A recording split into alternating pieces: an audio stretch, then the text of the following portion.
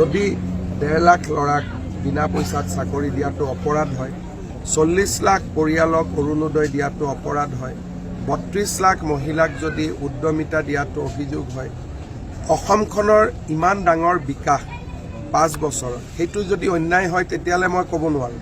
কিন্তু তাক বাদ দি আজিও মই প্ৰত্যাহ্বান জনাই ক'ব পাৰোঁ যে এই গোটেইকেইজন কংগ্ৰেছী এওঁলোক হ'ল এটা ক'ব গ'লে অসমখনক বিক্ৰী কৰিবলৈ উঠি পৰি লগা এটা পাৰ্টি। তেওঁলোকৰ আৰু একো নাই। সিদিনাখনো মই কৈছিলোঁ গোটেই গুৱাহাটীত তেওঁলোকে ৱালিং কৰিছে নতুন বৰ অসম। মানে কি? মানে মিয়াক লৈ পেলাই বৰ অসম হ'ব।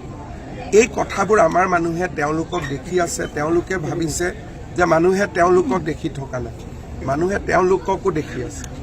আজি কংগ্ৰেছ দলে উত্তৰ দিব লাগিব গড় হত্যা মাৰি গড়ৰ খৰ্গবিলাক কাক বিক্ৰী কৰিছিল। সেইবিলাক বন্ধ কৰাটো আজি মোৰ অপৰাধ হৈ গ'ল। গড় হত্যা বন্ধ কৰাটো মোৰ অপৰাধ হ'ল। 1,60,000 ল'ৰাক টকা নোখোৱাকৈ চাকৰি দিয়াটো অপৰাধ হ'ল। এইবিলাক হ'ল মোৰ অপৰাধ।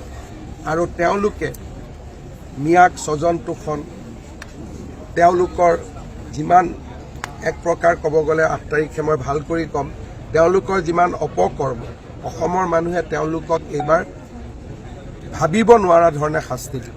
যদি 1.5 লাখ ল'ৰাক বিনা পইচাত চাকৰি দিয়াটো অপৰাধ হয়, 40 লাখ পৰিয়ালক অৰুণোদয় দিয়াটো অপৰাধ হয়, 32 লাখ মহিলাক যদি উদ্যমিতা দিয়াটো অভিযোগ হয়, অসমখনৰ ইমান ডাঙৰ বিকাশ 5 বছৰত সেইটো যদি অন্যায় হয় তেতিয়াহ'লে মই ক'ব নোৱাৰোঁ।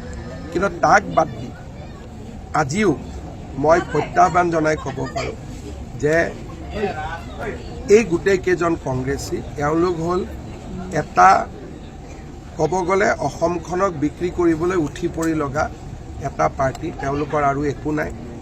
সিদিনাখনো মই কৈছিলোঁ গোটেই গুৱাহাটীত তেওঁলোকে ৱালিং কৰিছে নতুন বৰ অসম।